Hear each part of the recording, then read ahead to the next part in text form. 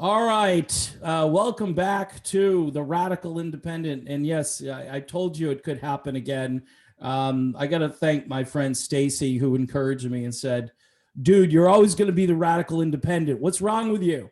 And I said, I don't know. There's a lot of things wrong with me. And that would be a video in it of itself. You know what I'm saying? But got a guy who's been very consistent with his channel for quite some time.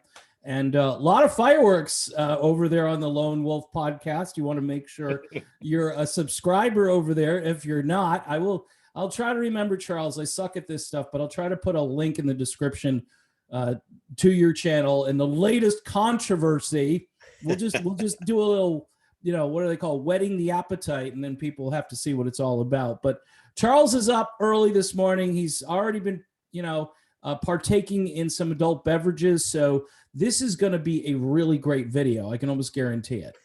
How you doing, Charles? Oh, I'm doing pretty good, for the first time, and I'm kind of surprised it took this long. I've had videos that got some dislikes, but for the first time in the history of the controversial Lone Wolf podcast, I finally got ratioed last night for having an honest debate. That's how you know you're doing well. But, the good thing about it, Dave, is like I said in my response video, yeah, you can get over the black eye part. All those people hitting thumb downs because they had a disagreement with something don't really realize that still helps your algorithm. Oh yeah, I gained over 10 subs, so you taught me some lesson. Yeah. Well, I just keep losing them. What they do over here, and I know everyone says you're changing your name and your theme and everything so much, but it's been happening since the Tulsi Gabbard days. They just take a few off, take a few off, take a few off, and maybe people are leaving, and that's fine. I've got 6,000 or something, and as long as I stay above 1,000, the channel will stay monetized, and I'll make $8-9 a week, which has been really a big boost to my income. So I want to thank for those folks that have stuck around. Today we're going to talk about a very I don't know, just it's Joe Biden goes to Russia, or no, actually he goes to the what do they call it? The G7? Is that what it's called? The used to be the G8 summit, but then it got bumped down to G7.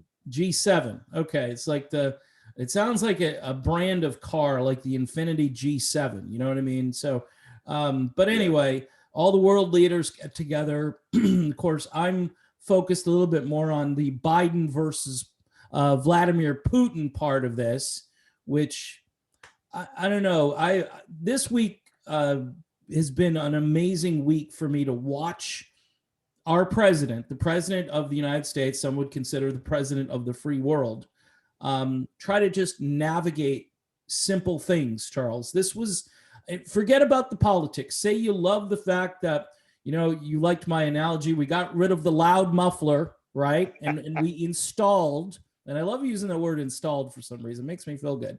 We installed a quieter muffler, right? Yeah. We did that, and everybody was like, oh, thank goodness the mean tweets are over.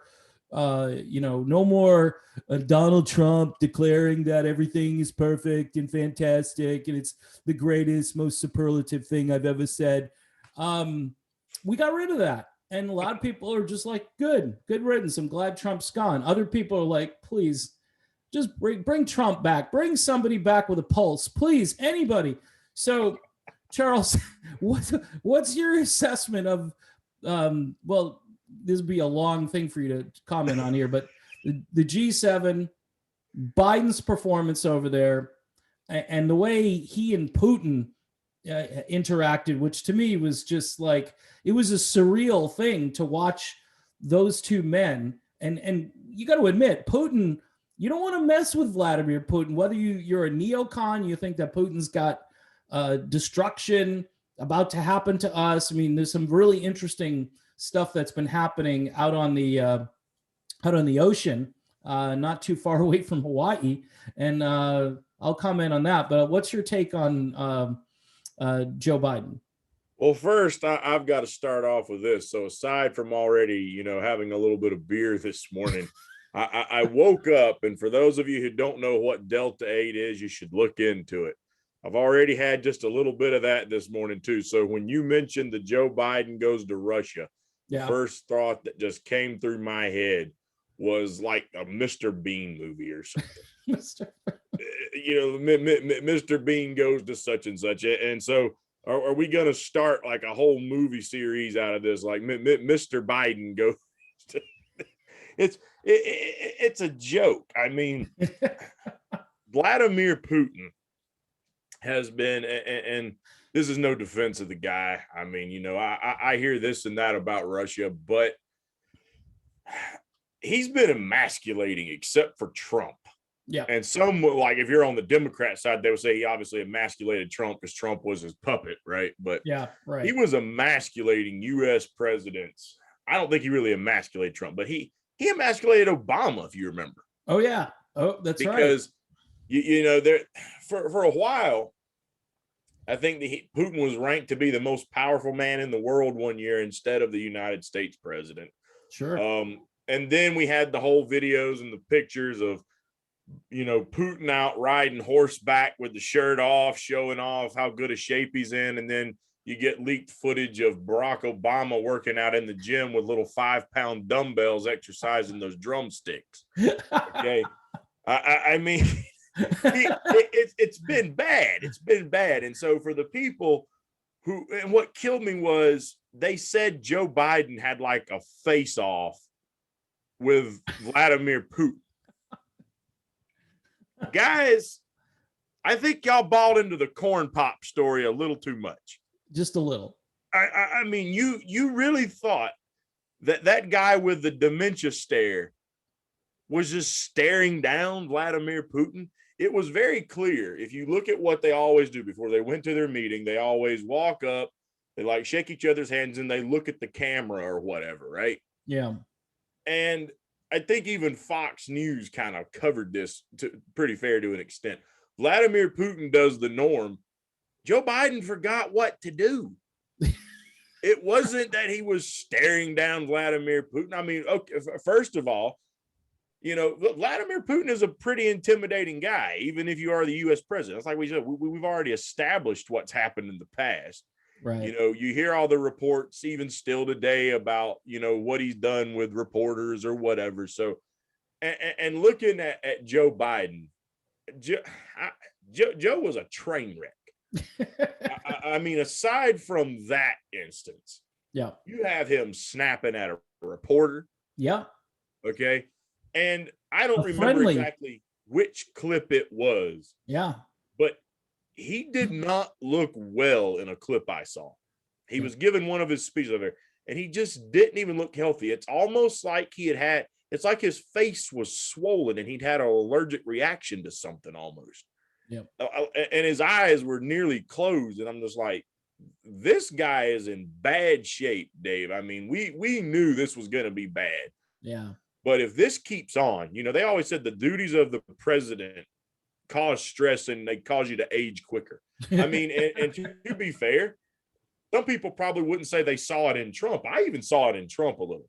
Yeah. If you look at Trump's hair and just how many wrinkles were in his face when he was running for president, and then look at him by the time 2020 came around, it's taken its toll on everyone.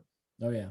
If this guy keeps going at this pace and just keep passing more work off to Kamala Harris, he's going to keel over dead. Yeah. I mean, this guy should be in his retirement age, doing whatever, breaking his feet, playing with his dogs, whatever he wants to do. But he should not be running this country. It's terrible. Yeah.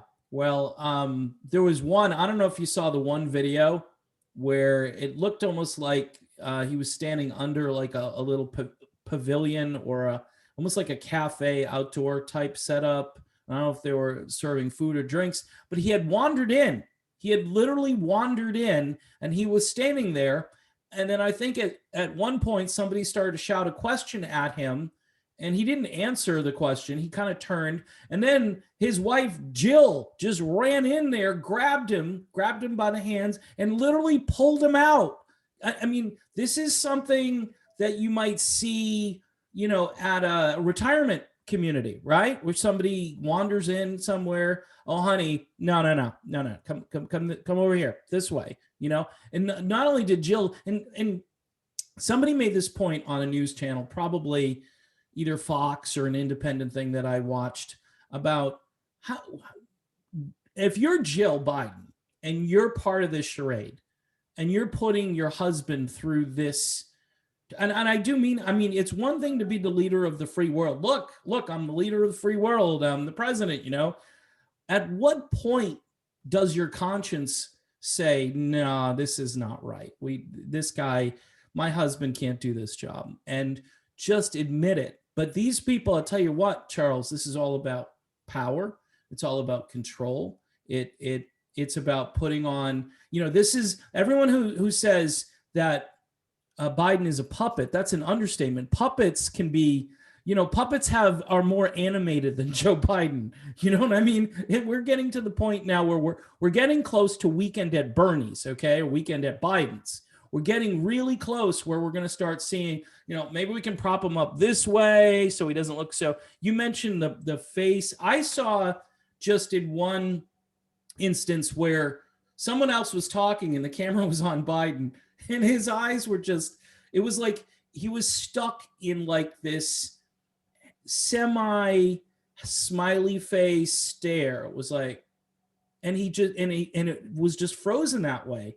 And I'm thinking to myself, how is this good? How is America stronger for this? How are we looked at now? I mean, you got guys, partisans like Hannity, right? Who go on there, and this is just like a golf ball queued up every night for him, like just right within easy striking distance to the tee. You know what I mean? And all you just hit it, and you're on the green in one shot. It's every night. He calls him Sippy Cup. All right. First time I heard that, I hadn't heard Sippy Cup before. And I'm thinking to myself, wow. And it's powerful because there's truth in it. And it's sad. This is the president. I don't care if you're Democrat, Republican, Libertarian, Independent, whatever you are, you're looking at this and you're thinking, this is the president of our country. I mean, I know they looked at Trump as a buffoon and his hair is big and crazy and fake or whatever. But Trump never made me feel like he wasn't in control for the most part. I mean, there are a few instances where he said things that were kind of goofy, like, too bad you can't inject yourself with bleach, or however he said that. And it came out kind of stupid, yeah. But people kind of knew what he meant. Like, too bad you didn't have something that you could take that would just go in your body and kill viruses or whatever. But this is way off of that. I mean, Trump looks like an MIT professor right now compared to old Uncle Joe, who's meandering and wandering around. Charles, how is the rest of the world looking at this? I mean, they're laughing harder than me and you are about this. I'll put it to you that way. I mean, this does nothing at all to help the United States. I mean, let's start from point A. Okay. We're going to stop the Keystone Pipeline. Now, all the environmentalists, all the people who, you know, have the fear of climate change, or even just the people who, you know, didn't want to see like native burial grounds desecrated, which they may or may not have already done that at this point. I don't really remember, but right. All the people who had their complaints are like, okay, yeah, great deal. It's a good thing. Here's the problem. And, you know, I remember a few people who, when Joe was running, would actually try to talk about Joe's environmental plan and how he's going to be better and this and that. All the while, that he's stopping a pipeline in this country. He's basically giving a green light for the Russians to get a pipeline. Yep. Doesn't that just add more fossil fuel to the whole equation, Dave? Doesn't that contribute to the problem that we heard about? What environmental policy? He took us back into the Paris Climate Agreement, but then stamps off on this. So he's going to allow more of this stuff to go on, but yet he cripples it happening for the United States. Right. So, I mean, you know, some would say, well, one's better than two. Yeah, well, if he's holding intellectually honest here, none should be none. If you're going to stop that from happening in our country, why would you want to allow it to happen in other countries? You know what I mean? Trump stopped it for the Russians. Yeah. And I think he did really a lot of that stuff just because he was having, the pressure put on him by Republicans and Democrats in the background with the whole Russia crap. Yeah. I think they kind of twisted his arm into being as hawkish as he was on Russia. I think he initially wanted to try and have good relations with Russia, which would have been, in my opinion, a great thing. Yeah. Anytime you can have more peace, it's much better than more hostility, more tension, and more violence potentially. So yeah, I like that. But yeah, Joe, he's green lighting off on this. And then remember now, okay, Dave, the Russians, they stole 2016. Yeah. Oh, yeah. Yeah. That's right. That they did it. There's no disputing that. If you do dispute that, then you're being paid by the Russian government. You work for the for the Kremlin, and once a year you're required to fly to Moscow and massage Vladimir's feet. Yeah. Okay. That's just the case here. Okay. But they also said they were trying to interfere in the 2020 elections. You remember that, right? Oh, yeah. Yeah. They mentioned that too. I mean, now, of course, Trump talks about voter questions and it's conspiracy theory, but, even though there was really no supporting evidence that the Russians did anything that significant in 2016, mainstream media and the Democrats says they did. So you have to believe it. They went into 2020 saying that they were going to be doing it again. All the intelligence agencies, those lovely intelligence agencies that got weapons of mass destruction in Iraq wrong, the intelligence agency that couldn't prevent 9/11, the intelligence agency that was responsible for training what became Al-Qaeda. Yeah. These wonderful, smart people said the Russians were going to interfere again in 2020. Yeah. Now, I go through all that history to get around to this. If the Russians are still interfering in our election, and to hear what the Democrats and the mainstream media said, which was interfering in elections is basically an equivalent to an act of war. Yeah. And just because Joe Biden won, they still interfered. Why did he just lift a whole bunch of sanctions that they pressured Trump to put on the Russians? Right. And he just lifted them off. Yeah. This was bipartisan, Dave. Democrats and Republicans said we need to sanction Russia. Yep. The intelligence community that never lies to us said that, they're interfering again. Mm-hmm. And yet now we can lift the sanctions. Why? Because they couldn't, quote unquote, steal it this time, even though there's suspicions the other side might have had, some sticky fingers there too. Right. This time around. But does that make any sense at all? I find no logic in that. It's if we're going to believe, which I don't, but if we're going to believe everything that mainstream media and the Democrat Party and even a lot of Republicans force-fed down our throat about the Russian government, then everything Joe Biden did from the time he got over there to basically looking like a senile old geezer in front of Vladimir Putin, to easing sanctions back off the Russian government. I again have no problem, but again, we're going to assume they told us the truth. Right. Okay. Doing that, allowing a pipeline to be built to help them while blocking one that would help your own country you're the elected president of, and allowing Vladimir Putin to go out and have a press conference where he can say anything in the world he wants to, push any message he wants, and no rebuttal or you even be present to push back at the time. Assuming everything they told us was true, they should be all over Biden right now. And I'm hearing crickets. Yeah. I'm hearing nothing but crickets. The people who were all over Trump about selling the farm to the Russians, basically, they're talking about how brave and courageous Joe Biden was. and the other side of the aisle, like the Fox News crowd, they've done kind of a 180 in a way themselves, because when Trump was trying to be more friendly to the Russians, they were talking about how that's a good thing. Yeah. But now that it's Joe Biden in office, and he did something that benefited the Russians for goodwill or whatever. Yeah. Now you get a lot of them talking about how we needed to be tougher on Russia. So, Yeah. Dave. It's why we're independents, buddy. I'm glad we finally got the radical independent and the vigilant independent back together again. That's it. Independent's the way to go, man. This tribal mentality is ridiculous. We got the true band back together again. It's a Dave and Charles show, and or Charles and Dave show. Actually, that's the way we ought to do it. But yeah, let me kind of jump off some of those things and expand on. You mentioned the pipeline situation, right? How we shut down the Keystone pipeline, at which we'd be getting oil from Canada, which is, I guess they're an ally, even though they're a bit tyrannical up there right now, and that would be another video to do. But you would think that's a good thing, right? American jobs, much cheaper method of bringing that oil into the country. I hear they're putting it into trucks now and driving it down here, even though they don't have anybody who can drive those trucks because they don't have enough qualified people with CDLs to go and actually do the work. Yeah. And again, that could be another video we could do.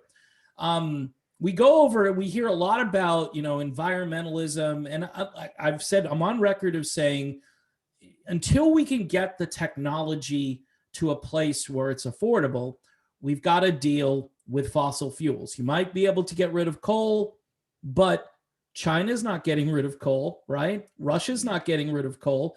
India's not getting rid of coal. So just put that out there. You mentioned the climate accords, right? Those great Paris Accords.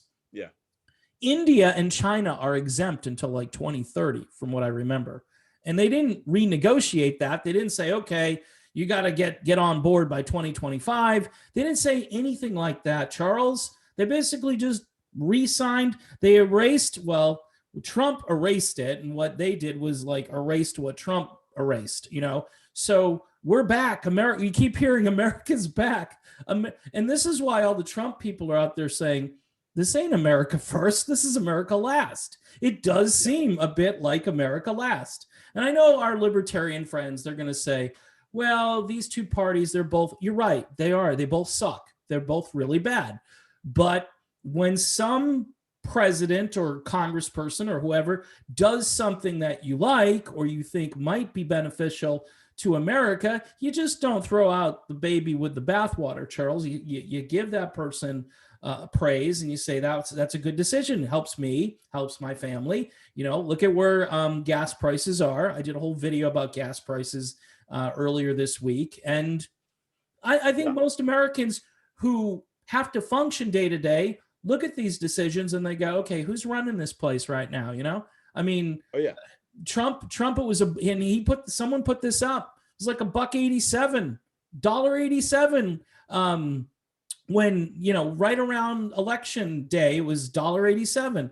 Now in most places it's $3 or right below that or a little bit above that. That hits hard. And you're going to go over to Russia and you're going to tell the Russians, hey, you know how I told you, or we told you couldn't do that pipeline before? That was Trump. Trump's trying to be a hard ass because the media is on his case, as you mentioned. The media was on Trump's case to be tough because during the 16 campaign, Trump's like, hey, it would be good to get along with Vladimir Putin. It'd be good. And most people were Democrats, Republicans were like, you know what? I'm kind of tired of this Cold War crap. I think Trump's got a point. And now whether Trump was all that sincere or not, I think his ego thought, hey, I can negotiate with this guy. And did he? It's a mixed bag. But senile Biden is basically just giving them the farm, saying, whatever you guys want to do, it's okay. We're going to be tough on you. We're not going to talk about the cyber attack on our infrastructure, right? That shut down a pipeline on the East Coast. We'll talk more about pipelines, right? We're not even going to mention that. We're not going to mention all of the so-called election meddling that you touched on in 2016. And then, according to sources, see, if it didn't turn out the way it turned out, Charles, if Trump had won the election, some people think he did, but we'll just, again, gloss over that. If he had won, it would have been the Russians did it again. They did it again. They did it in 2016, and they're back. And Trump was weak. He was too weak. You imagine, see how they do this? They're like, Trump is weak on Russia because Russia helps Trump, right? And so if that was plausible in 2016, apparently it's not plausible anymore in 2020, Charles, because Trump lost, right? Supposedly he lost. So we're going to leave Russia alone. We're not going to bother them too much about all of this cyberbullying and attacking and so forth, because they shut down the pipeline. They've also attacked other infrastructure as well. In addition to the pipeline, the media is not really talking all that much about it. They say it's Russia. We're not on the inside, Charles, so we don't even know if it's really Russia. But they've been cast like in a movie, like as the boogeyman, starring in the nonstop every year problem. It's Russia. Notice how it's not China. Notice how it's not China, even though some people, that Joe Biden's nickname in a lot of places is China Joe, by Beijing Biden. I've heard that one. That's a good one too. And nobody seems to care about China. You know why? Because China is such a threat to everything if it just continues the way it is, and nobody's going to want to just tell the truth about China, because Americans, we would actually kind of wake up, some of us, and realize that Russia might be a problem here and there, and Russia's doing their own thing. By the way, Russia's running military exercises, I wanted to mention this, about 300 miles away from Hawaii, which, Charles, they haven't done. They literally have never done that, at least that we know of. But it's being reported, that after this meeting that, Vlad probably thought, hey, let's kind of do some stuff to sort of ruffle some feathers a bit.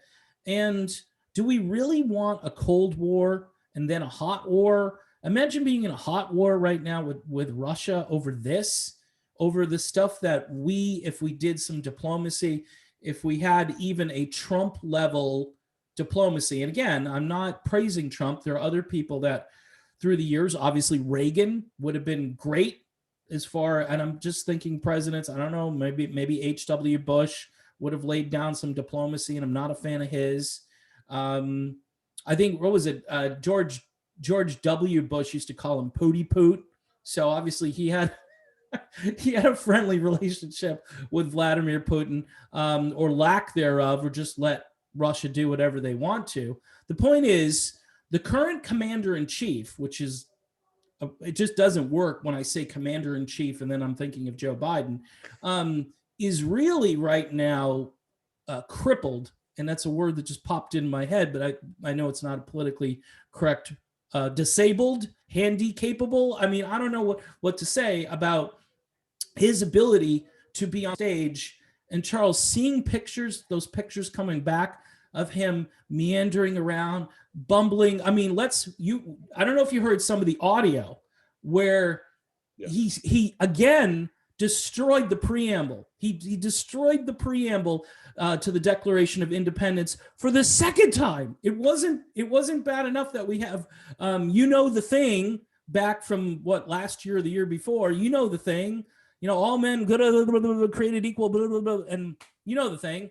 So did you hear any of that audio? Because it was just, you're thinking to yourself, he's not doing it. He's doing it again. This is amazing. I haven't heard him do the preamble yet. I'm going to have to look that up, but I have heard a lot of the audio from him being over there when I could catch little bits and pieces here and there.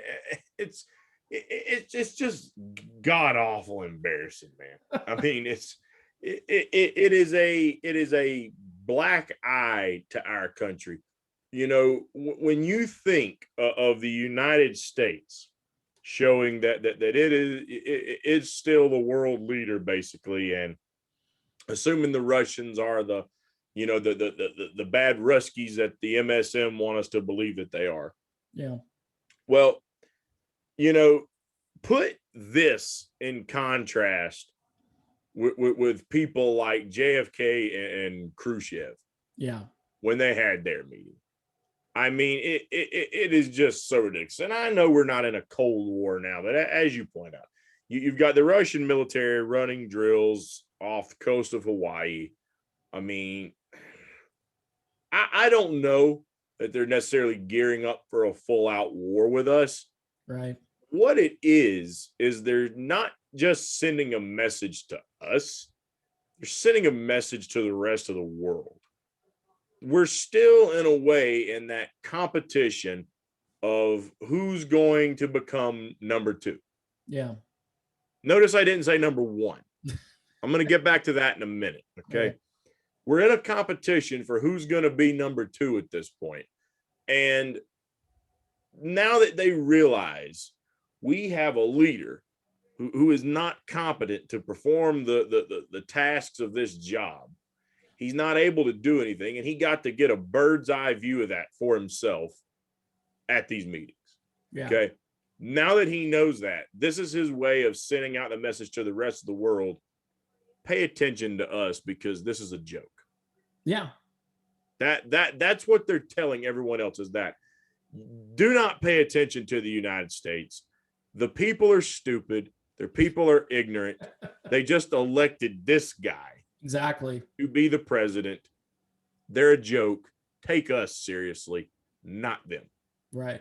That's what they're trying to say. Now, to be honest with you, there's something to that, but to be devil's advocate for just a second, I don't know, because we still have a pretty big military, a very bloated military budget, and a senile old geezer being in charge of all that could be pretty dangerous, but that's just me. So I don't know that I would be sending that message out to not take the United States seriously, because Joe Biden has been known to endorse a war or two in his time. Oh, yeah. So Yeah. that could go south pretty quick. Now, what I was getting to by why we're positioning to be number two, because number one at this point, and I'm not happy one bit at all about this. Yeah. Number one is locked down by China. Oh, yeah. Yeah. They've got that to themselves. Yep. And neither one of us are anywhere close to catching up to them right now. Nope. Okay. Now, you know, you talked about why they talk about how bad Russia is and not China. And what it just comes down to is we are too financially tied to China. They've got way too much power, and the Russians don't own a big chunk of our debt. We didn't have a lot of jobs that left the United States, take their company and their job to Russia to make products to send back over here. They went to China. Right. So a lot of the American consumer market is based on China. The NBA basically sold out to China to basically be their own little private basketball, sporting event or whatever. Yep. You've got people like John Cena from the WWE now coming out to apologize for offending the Chinese government by acknowledging the Taiwanese president or whatever, because there's no such thing as a sovereign Taiwan country there, but they belong to us. Right. Okay. Everyone is scared of China. And you brought up China being exempt. We could debate maybe India, but I still don't think it's fair for any country to have such a delay when they would have to abide by these rules. Yeah. But the fact that China has till in 2030 or whatever, that is absolutely ridiculous. The Chinese government has been putting more infrastructure together and has modified their country so well that if saving the planet and global warming crisis and this and that is that big of a threat to our survival and this planet's future, why does the country who seems to be doing the best at putting up infrastructure get to wait to start making these modifications? If they could build infrastructure, then they should be able to start handling this energy reform instead of putting up more infrastructure in Afghanistan and Africa. Yep. But I mean, Bill Maher, think what you want about him, but he covered on his show how many cities the Chinese have already built from scratch in the last few years. I and know. it just Crazy. runs circles around us. They've got high-speed rail. They've got new and modern buildings, their infrastructure, their airports, their roads, their bridges. It Yep. is so night and day difference. Now, obviously, they've got the fact that it's kind of communism based. You don't really have much, choice in a lot of things. They've structured their system so that it has that rigged edge against the free fair market type competition, worker rights type stuff. Right. They're able to control it and make it work. So that's a huge advantage they've got from going out of the gate already. Yeah. But they've got all this power, and yet here is the United States. Okay, we're trying to get our hands on stuff from foreign countries by dropping bombs, waging war, saber rattling. Yeah. They're getting favor from Africa and Afghanistan and crap with this Belt Road Initiative Yeah. by fixing the countries we went over there to screw up. Yeah.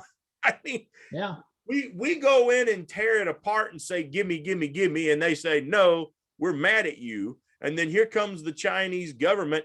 Okay, we're here to save the day. We'll fix it back up nice and neat. If we do that for you, would you give us access to your stuff? And then they just say, oh, yeah, sure, because we need your help. Right.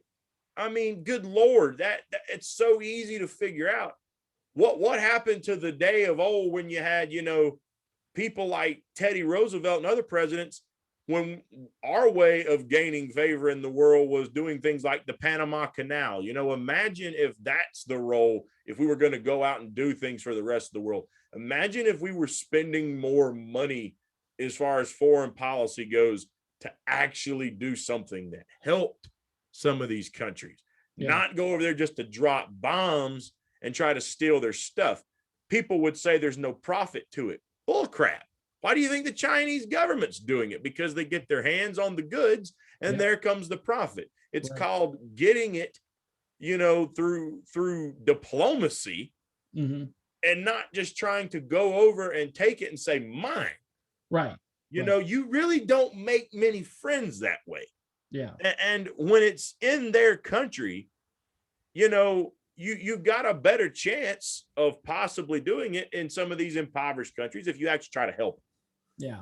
And so that that's a big reason why no one wants to take on the Chinese government, why no one wants to say anything to them. They've got so much power. Yeah. And Dave, I'm going to be completely honest with you. We were talking about Russians interfering in some stuff. Yeah. The Chinese government, I'm going to say this. Yeah. Our intelligence agency has not confirmed anything yet. So fact check. Yeah. There is no supporting evidence to say that the Chinese government is interfering in the U.S. elections. I'll save you the time, YouTube. Yeah. Okay. There's no supporting evidence officially from the CIA or the FBI. So, all the fact checkers can take a rest. Yeah. But it's a hunch. I think they could be doing some shenanigans as well. And furthermore, the one thing that we do know that they've tried to do, well, I'll put it to you this way. If you want to know, go ask Eric Swalwell. I would call that interfering in our elections, wouldn't you, Dave? Well, I mean, he did sleep with a Chinese spy, so yeah, and that's what I'm referring to. Yeah, let's and the fact checkers can't really unfact check that because it's just, I mean, it's a matter of record, No, and what was her name? God, I can't remember. What was it, like Ling Ling or something like that? Or Zing's Ling, or she's got a code name. So, I mean, first of all, Dave, somebody probably just heard me say that, white guy wearing the cowboy hat, and then they go, "You're racist." Oh, I'm a racist. No, seriously, I'm not trying to stereotype. That name, whatever her name was, sounded so stereotyped. Like who? Like, I know tons of Asian people. Yeah, and that name sounded like something that would have come out of one of those racist, Chinese joke movies from 30, 40 years ago where they just stereotyped, these names for Asian people or whatever, right? Right. Like, as a matter of fact, I'll put it to you this way: if you watch the movie Norbit, that was supposed to be the guy's wife's name was Ling Ling, and that was a complete comedy for a movie. Yeah. Okay, it was an absolute joke. If I'm Eric Swalwell, and this woman just comes up to me and she says that is her name. Again, look, I've met so many Asian people, and their names are not that stereotypical. Okay, right. They don't fit that comedy aspect. I mean, obviously they do have their cultural name, but that just sounds suspicious, right? And this guy didn't pick up on that. I mean, look, we've been talking about Biden this whole time, but that in of itself too. Yeah. Number one, that just tells you where the Democrats are at, and then number two, remind yourself that we've got a guy who farted on camera and slept with a Chinese spy that is an election official to Congress, and then follow that up by you got Joe Biden, who looks like he's always farting on camera. And wouldn't know a Chinese spy from the Chinese president. Right. Correct. Okay. God, Dave. I mean, it's so embarrassing to us as a nation. And I'm just going to say this. The people who tried to build this country, whether it be the founding fathers or even I would even say a lot of the people on the wall behind me right now. Yep. They have got to be just. I don't think rolling in their grave does it justice, man. Nope. They're probably spinning like a rotisserie chicken. Okay, I mean, this just looks so shameful to us as a nation. Not only that we have elected leaders who are making this kind of a joke out of our country, but then the fact that they continue to divide the country further and further apart through rhetoric. And then even worse, that we've got a population who's become so inundated to just take whatever's told to them. Yeah. That they're allowing it to happen and continue to vote these people back into office. And the people who really did sweat, bleed, and pay the price to try to build this country and make it something great. Right. If they could see this today, they would be absolutely horrified, I'm sure of it. Yeah, absolutely. No, you're 100% right on all those points. You forgot to mention Hunter Biden too, because that might be a little reason why there's they're a bit compromised up there at 1600 Pennsylvania Avenue. Yeah, that probably has something to do with it too. I mean, the stuff that is allegedly, we'll say that, we'll use that word on that what they call hard drive from hell. I don't know, Charles, in any other time in American history where reporting wasn't political, because it's all purely political. There are left-wing reporters, there are right-wing reporters. I hate to say it, the right-wing reporters are the only ones that are skeptical about what's happening when it comes to the Biden administration. Because here's the thing, Biden goes over there, the G7, and other than a few commentators on Fox News like Tucker Carlson and I'm sure some of the talk radio, which I don't absorb, but everybody is like, oh, well, it's good to have a president who is, sending what do they use? They use that phrase like American values. We're now we've got our values are back. We hear America is back. And now, American interests. Yes, American interests. And you said at the beginning, we got zero. We got nothing out of this G7, whether you like Trump or not. The one thing I like the way Trump talked about, hey, we're paying for these guys security, right? Wherever. And we're not getting anything. We're paying millions and billions of dollars and sending money over here for foreign aid. Now, you mentioned if we did stuff for countries like the Panama Canal, for instance, like we were on the world stage and we were like, if a country had a specific need, not just like, hey, we're just going to write you a check this month like we always do. No, we've got a problem here with our infrastructure. Can you send a team down here? We don't have people that can help us fix this. Can you guys help us?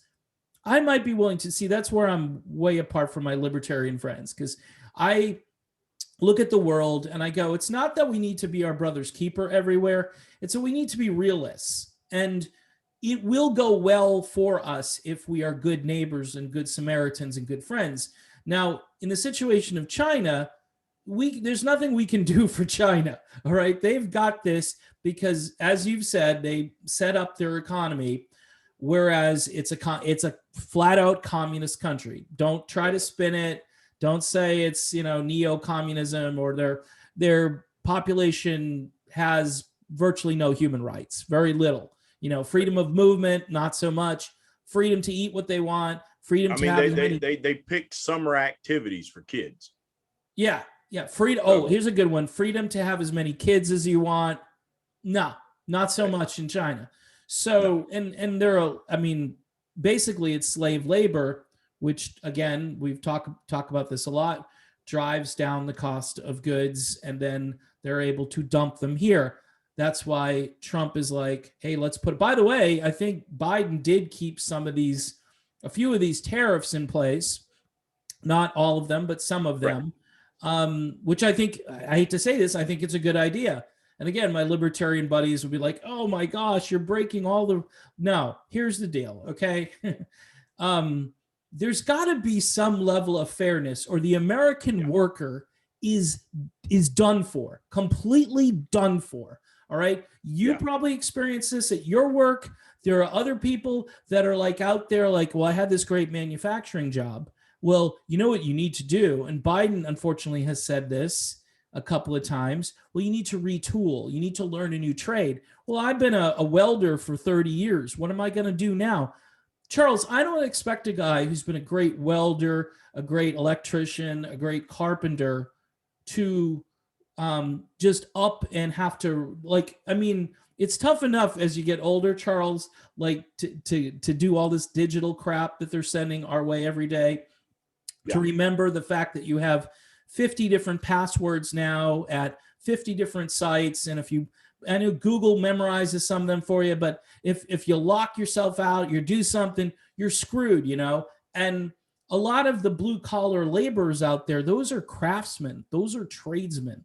Those people do jobs that so many people don't know how to do. And if something breaks and you don't know how to fix it, you got to call one of these people, and God bless them. They're here and they work hard, and some of them earn pretty good money. Some of them are average money. But what we're doing to our country, Charles, is we're allowing these other countries to basically usurp all of that activity, all of that free market commerce that we used to have. And if you want to call it free market with some controls and restrictions, that's what it's been for over 100 years anyway. So you're not going to come at me with a pure free market would solve all this. No, unfortunately, China continuing on with what they're doing, that market would continue to eat our lunch, as Trump said and other people have said. And I don't see an end to it. Where's the end to that? So when you're Joe Biden and you're going to let China be China, that's your solution to everything. We don't want to, look, Trump was willing to meet with them and to negotiate with them. And I think we need a president, whether it's Trump in the future, whether it's another person that comes down the line who can kind of split the goalposts a little bit and come up with good free market enterprise here in the country, building as much of our own stuff as we can, our energy, our infrastructure. Those are great investments. Those aren't bad investments. But when you're giving money away to cities that don't have police force and tell you that they're not going to have police, or that they're not going to have essential services, and you just keep bailing their city out. See, America is a very divided place. And when you're divided, Charles, you're very weak. You're very weak. You can't negotiate, because guess what? These foreign leaders like Putin, they'll use it against you. They'll say, well, your police in their country don't even want to serve. I think the Chinese did that when Biden went over there. They said something as if, well, you guys can't even get along. The races are at war with each other. And it's like, ouch, they're using all of that woke stuff that's happening, and they're using it against the people who are promoting the woke stuff. And of course, the media is not going to tell you this. The media is just going to pretend, oh, well, the Chinese, they have their way. We have our way. Our country, as Bill Maher has said recently, we've become a silly people. We become a silly people, and we don't focus on the things that can make us better. Whether you like Make America Great Again, I know that MAGA thing has gotten a real bad, because it's just said and people just go MAGA, and that just, it's like a cultish thing. But here's the deal. Do we want America to be a great place to live, or do we want to just join the global community, Charles, where we're going to lose? If you think you're losing your sovereignty now, just wait till the global community kicks in and it's China and Russia gets more powerful and other countries, India becomes a juggernaut. I mean, they're building, all these other countries are building coal plants, and all our people over here, all of the crazy sort of alarmist, we can't do this, or Florida's going to be underwater. And, you think to yourself, well, Al Gore predicted a lot of stuff and didn't happen yet. And it was very bold timetable when it was going to happen. We're told, Charles, now by 2030, we're doomed and we need to not eat meat anymore. And we make all these concessions, right? And none of these other countries, I don't say none of them, but all of the developed countries don't.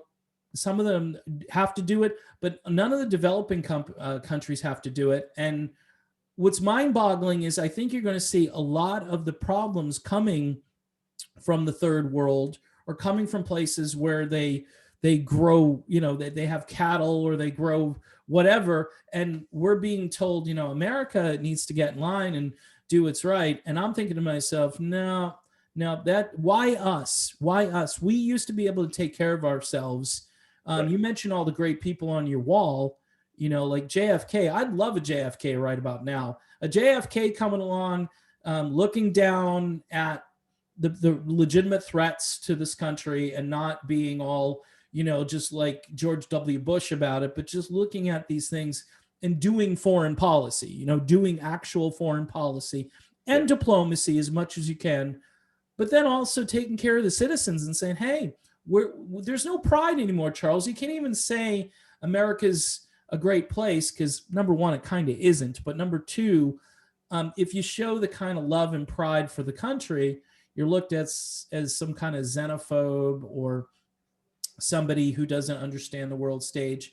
And you know what? We got so many of our own problems. The message to Biden should be from the American people that worry about us. Worry about us. Don't worry about all these other countries. But in the meantime, again, be a good world citizen.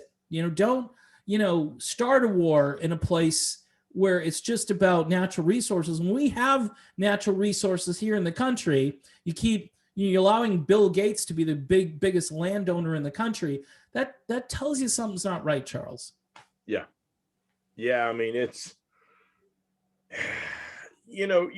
going back to like the whole tariff thing, and I know there's a lot of libertarians, but like when me and you have talked to people like Reed about it in the past, there's some who at least see a little more daylight on that. Yeah. Just because, you hinted at it. Ross Perot basically broke it down when we talked about NAFTA. Yeah. The problem is we built something that was good. It's never been perfect, and it had to have improvements over time. But if you look at what happened for the rights of workers when the unions started gaining some power, some would say unions got out of control. I think there's a case to be made there. But when unions started negotiating things for workers, we had good product. Mm-hmm. We had good jobs. Yeah. And we had pretty good way of living. Exactly. But when all this stuff, when all these free trade agreements, and then you get countries like China, and they can pretty much make the law, and you've got people going to jobs, but they don't have the same safety regulation. Right. They're allowed to use lead paint. Yeah. I mean, they've been busted sending crap over here with it, right? Yeah. Chinese. They work longer hours. They do all these things, and they can then churn it out at cheaper prices.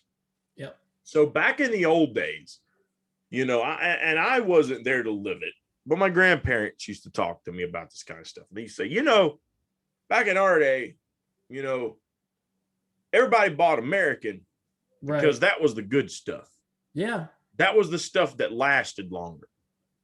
And that, to use their words, refer to like something they mentioned, like that foreign stuff just didn't have the good quality. Yeah. That's what they would say. Right. Okay. And the problem is this. It didn't have the quality, but because of tariff taxes and a little bit of protectionism, it was nearly the same price. So people had that trust in the American made product as opposed to like the Chinese made product. And it was about the same price. So they went out and they bought American. Yeah. But when a lot of those barriers started getting lifted, companies are all about making profit and making money. And there was more money to be made by going to a place where the stuff could be made cheaper. And then when there was no barrier there to adjust the price tag, the Chinese or the stuff made in Mexico or whatever became so much cheaper than the American made product. People speak that, they're like, well, how can I afford not to? Yeah. And so then they start buying the other stuff that then hurt the companies that stayed in the United States. And they either most of them went belly up, got DOD contracts, so they don't have to worry about selling crap to you or me. They sell it to the military and the United States government, or they them too outsource their jobs in most cases. I mean, look, in today's world, Toyota has always been durable. Yeah. We'll go ahead and say that. Toyota's always been durable. And I know Toyota isn't owned by China, but it's just the overall point that this is how ahead of the game the countries in the Pacific, like Japan, China, how far ahead of us they are in their thinking. Okay. Toyota's always been a great company, but back a long time ago, GM was known for being great. Yes, absolutely. GM was known for making great cars. Right. And, over time, GM's quality control, and pay attention to it. The more that American jobs went away, the worse GM's quality control got. Yeah. Now, some say it's because they're union negotiating such higher wages, whatever. But it's just the fact that, number one, their car went up in price. And I will say this. I think what a lot of it has to do, Dave, is when you go back to that period in American history, and I'm going to tie this back to Joe and Hunter in just a second, but, when you go back in the American history, when people were buying more American-made product, okay, when people were doing that, you had better quality American-made product. I mentioned the quality earlier. That's why people wanted to buy it. Right. And I think a lot of that has to do with put yourself in two positions and see which one you would have more motivation from. Position A would be where you're pretty much in a job. You don't have those worker rights. You work the long hours. You start at a young age. You work in a lot of these sweatshop conditions, and you pretty much just have to do it. And there's really no alternative. I mean, it gets harder and harder, the Chinese conditions, basically. Yeah. When you have to do things that way, and that's just a given, there's not really much option. And it's like, I've got to do this. How motivated are you to really put your time into making that product and put care into what you're doing? You just when someone is forced into something, they usually don't go into it gleefully. Correct. I mean, unless you're a teenager and you're like a 20-something-year-old, if you're in your 20s and then you got forced into a harem, then you might be okay with it. Okay. Yeah. But, in the case of this, you're being forced, not much motivation. Right. With the American-made product, people started getting that better standard of living. They were able to buy that house. They were able to buy that car. They were able to get that television set. Yep. People's lives and incomes were getting better. Yeah. And when it did, American-made product was known for being so great. contribute that some to the old school mentality that you should try to do your best. Yeah. But that always tended to work, mainly because when people did it, it paid off. Yeah. They were able to make that more money. So people put, I think, more time and care into those products. What started happening when all that protectionism stuff happened and the quality control went downhill? Why is that? Because incomes got stagnant. Yeah. Jobs started getting lost. Right. And then a lot of that stuff that was there that gave people that hope and that motivation went away. Yeah. So then the American made product, quality control wise, was just as good as anything else. Yeah. That mystique about it being better was long gone. Right. And it costs more. Yeah. I mean, and so at that point, you've done nothing but sold your country out basically and hurt it from top to bottom as far as your jobs are concerned. All in the case of trying to be fair to trade for them, so it's more benefit. You're the president of the United States, not the world, not NATO, right, not the G7. You're Yep. supposed to have the interest of our country, our people, our citizens first. There you go. Period.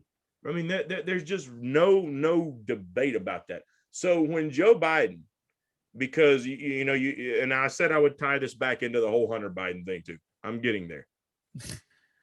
We already know, based on what we've been able to find, and you know how much they like to reveal these dirty secrets to us, the American people, unless Julian Assange does it.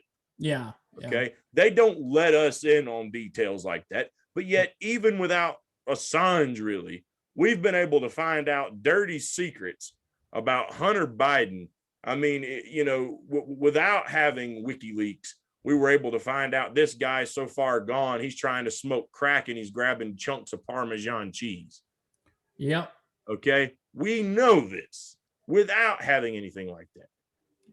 Who on earth knows what the Chinese government probably has? We've Yep. found the whole crack stuff.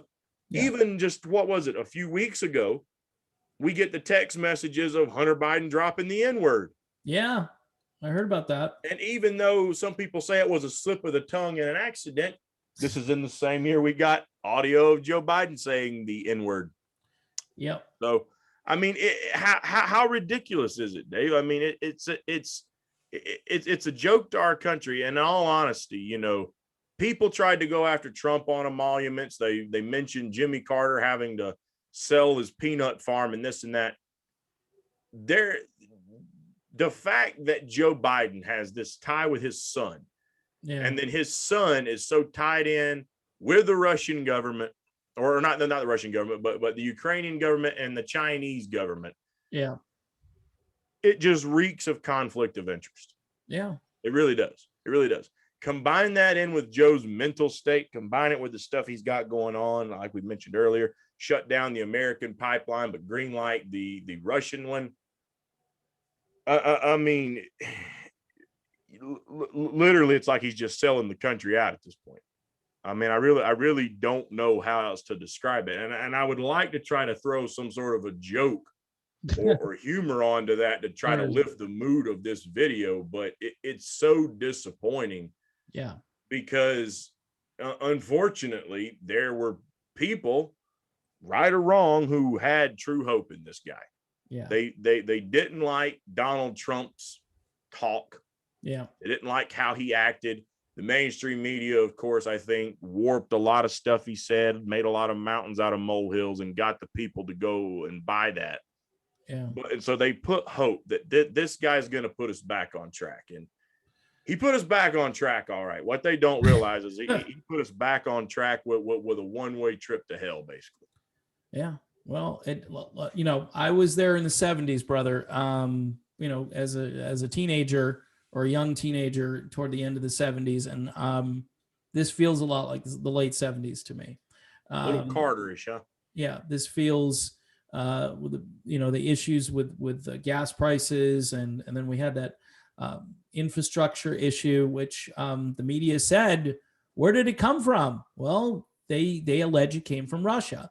So you send our president over there and he doesn't even mention it. And a few news outlets did report that and said you would have thought that he would have called Putin out on doing what he allegedly did to our infrastructure, but we didn't hear a peep. So this G7 thing didn't accomplish anything. What it allowed other countries to do, though, is to see how bad this really is. I mean, yeah, was Trump a buffoon at times? Did Trump say stupid crap? Absolutely. But Trump was in his own mind. He wasn't, someone else's mind wasn't in his.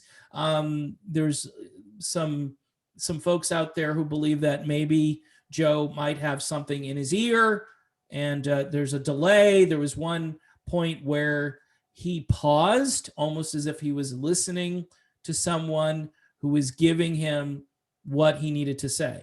And it's so blatant, Charles. There wasn't this, either that, or the other argument would be that, Joe couldn't gather a coherent thought, so he had to wait until one of those thoughts finally got to his cerebral cortex, and I got to tell you, this is a scary thing. This, as you said, a few seconds ago, it would be nice to just make jokes and to do Biden impressions. I do more Trump impressions than Biden. So the thing is, with Biden, though, this is just a rudderless boat. This is just something, it's like you push it offshore and it's just floating around, and Jill's got to grab the rope and try to pull it in.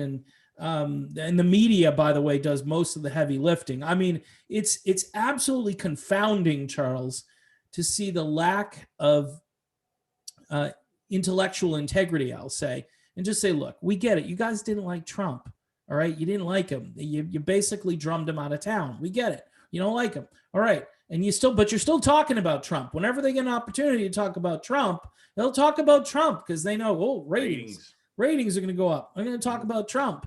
And you infuriate the people, Charles. I got to tell you, I mean, as much as I'm not an official MAGA person, I understand what the MAGA people are feeling right now, because they're thinking, well, we had cheap gas.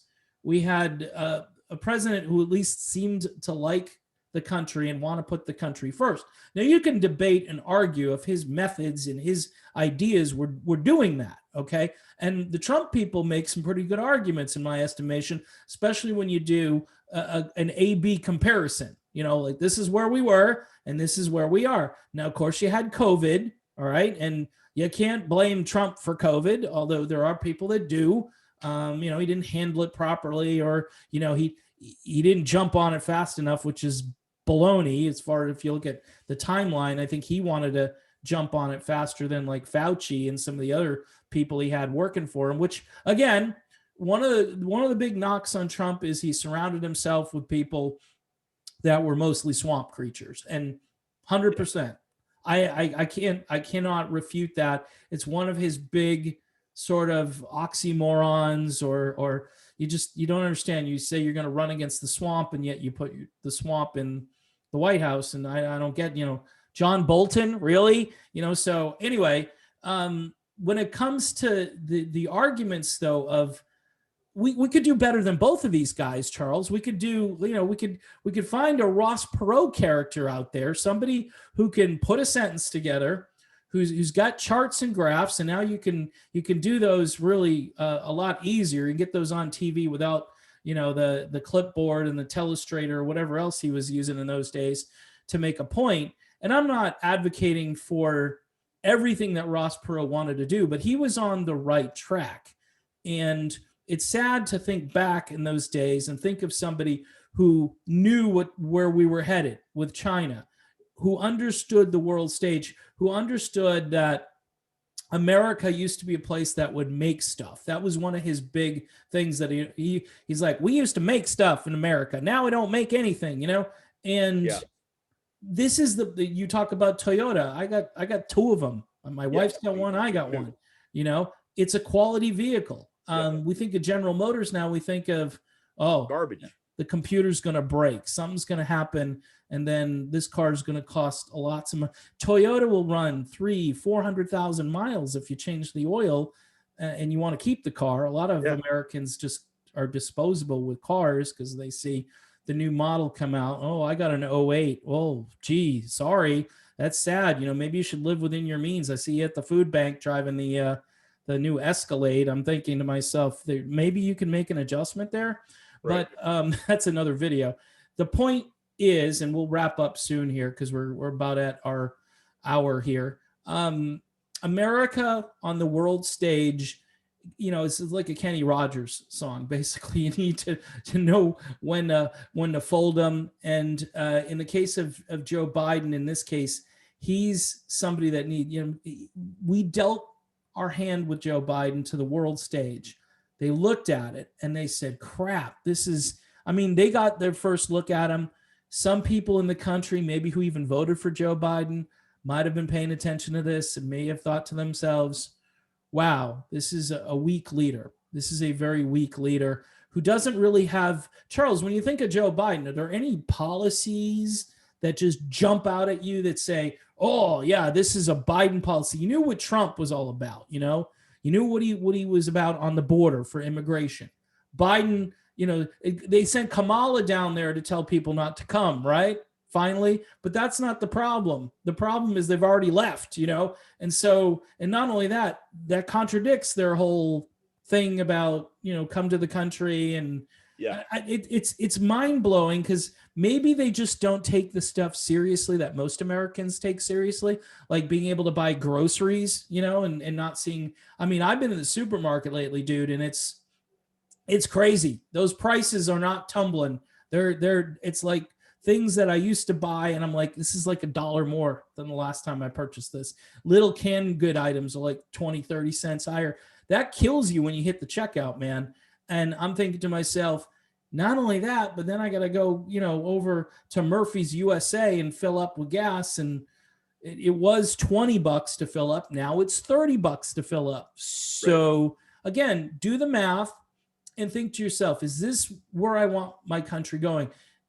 The world, to me right now, seems as though it's looking at the United States saying this is a weak country in decline. Oh, yeah. And you guys got like Putin, who's not, who again, like you said, bareback on the horse, man. That's Putin, whether you like it or not. It's kind of not an image I want to have burned in my mind all day. But the point is, strength, Putin; weakness, Biden. China as a country, strength, enormous strength. You train your people to produce things and to live the way they do and so forth. And it's hard to compete against that. But what you need to do is then say, okay, you do your thing. If you want your stuff to be sold in our country, then I think we're going to get some money from it. We're going to throw a tariff at you. We're going to do something. And I know that's protectionism, the most anti-libertarian thing, but I'm being myself now as being the radical independent. So I can, I feel so much better, by the way, Charles. It's like a burden I lifted off the shoulders. Like, I'm just not a libertarian, dude. On some things, yes, on free speech, but free speech, you could say, is a conservative. It's a classical liberal idea, free speech. It's not like in the old days, I think everybody kind of agreed on that, but now, you just got to talk to the other person to find out what they think about it. It's weird, but I'll give you the last word and then we'll bug out of here. Yeah. Well, I'm going to just add to this because you summed it up there pretty well. So if I might add a little bit of humor right on here to the end of the video, and I'll see what I can do here. But, I'm going to try to find the third party candidate, the one for me. But I'll tell you this: if Trump runs again, yeah, I think he might win. Yeah, honestly, just because I think by the time we get through all this of Biden, that there's going to be such a bad taste in everyone's mouths about it. You don't have people like, oh no, we can't have this again. But some of the people are going to feel disappointed, like, whatever. But the Trump people are going to be fired up, buddy. Let me tell you. Yeah. Okay. Trump is going to be like a rock star if he runs again. And after 4 years of sitting through all of this, can you imagine what those campaign rallies are going to be like? If I had to take a guess, Dave, I would say we're probably going to be hearing things like the following. You know what a mess this guy made with the last 4 years? Look at what he did to the United States on the world stage. It was absolutely embarrassing. It was embarrassing. He had our country falling faster than Rosie O'Donnell jumping in the deep end of a pool.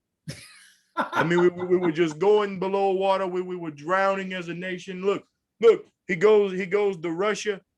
I put sanctions on Russia. I stop a pipeline. But what does he do? He gives up our pipeline. He gives Russia a pipeline. If you elect me, things are going to be great. We're going to fix America. We're going to make it great again. We can't keep America great. We got 4 years of Joe Biden. He screwed everything back up again. Yep. So you got to elect me. We're going to make America great again. We're going to finish closing the border. We're going to finish building the Keystone Pipeline. Yep. It's going to be great. It's going to be beautiful.